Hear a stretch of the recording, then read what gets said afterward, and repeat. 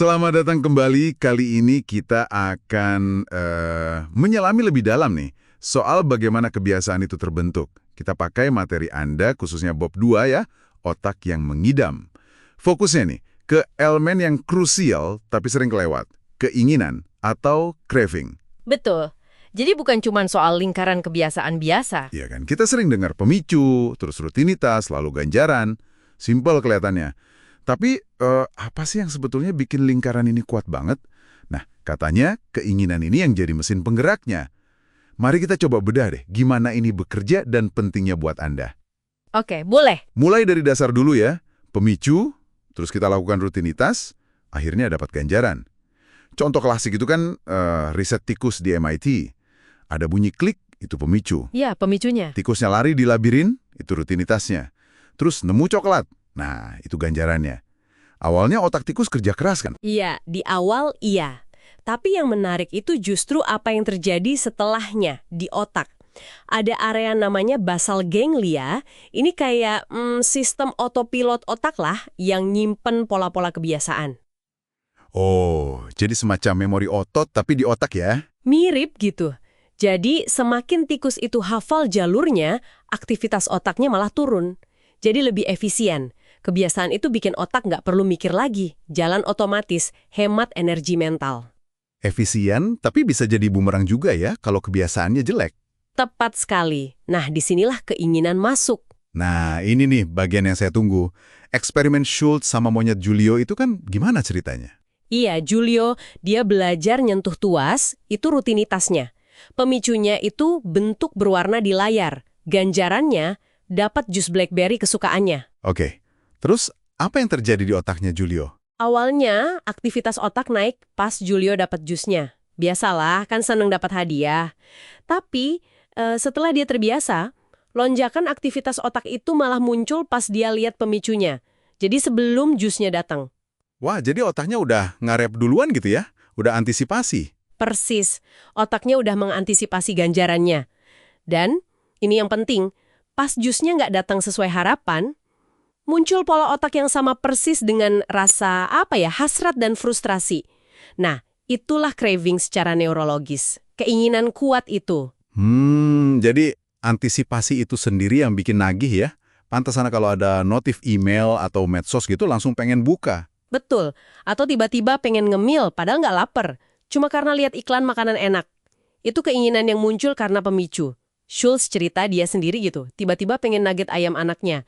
Ya karena terbiasa, muncul aja keinginannya. Gila ya, kuat banget efeknya. Dan perusahaan pintar pasti manfaatin ini dong. Oh jelas. Contohnya Pepsodent deh. Claude Hopkins, dia kan jago iklan.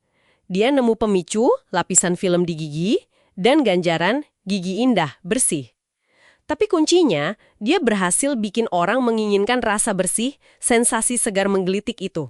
Sesuatu yang iklan pasta gigi lain sebelumnya gagal. Jadi orang bukan cuma mau gigi bersih, tapi ngejar sensasinya itu ya. Iya, orang jadi mencari sensasi itu. Nah, itu keinginan yang diciptakan. Terus contoh lain Febreze itu gimana?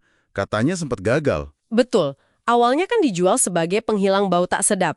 Masalahnya, orang sering nggak sadar rumahnya bau. Jadi pemicunya nggak jelas, ganjarannya juga nggak konsisten. Ya gagal. Loh, terus gimana kok bisa sukses gede? Nah, P&G ubah strategi. Febreze bukan lagi buat ngilangin yang jelek, tapi nambahin yang enak setelah bersih-bersih. Jadi pemicunya selesai bersih-bersih. Rutinitasnya, semprot Febreze. Ganjaran, aroma segar sebagai tanda selesai. Kayak perayaan kecil. Mereka berhasil menciptakan keinginan akan kepuasan aroma segar itu. Orang jadi pengen nyemprot di akhir biar klop rasanya. Oke, paham. Jadi kalau kita mau terapin ini buat diri sendiri, gimana? Mau bikin kebiasaan baru misalnya? Formulanya jadi jelas kan? Perlu pemicu yang sederhana, yang gampang diingat, terus ganjaran yang jelas juga, yang beneran kita nikmati, dan yang paling penting nih, pupuk keinginannya. Biarkan diri Anda antisipasi ganjaran itu, bayangin rasanya. Contohnya gimana tuh, memupuk keinginan? Misal mau rutin lari pagi. Pemicunya, taruh sepatu lari di samping tempat tidur, gampang kelihatan pas bangun. Ganjarannya, mungkin smoothie enak setelah lari. Atau sekedar rasa puas udah olahraga. Nah, sebelum tidur, Atau pas baru bangun, bayangkan deh enaknya smoothie itu atau rasa bangga dan segar setelah lari. Biarkan diri Anda ngiler sama ganjarannya, pupuk keinginan itu. Menarik. Jadi fokus ke perasaan setelahnya ya.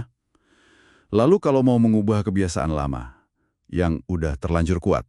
Nah, ini ada aturan emas perubahan kebiasaan. Kuncinya, pakai pemicu yang sama, berikan ganjaran yang sama, tapi ganti rutinitasnya.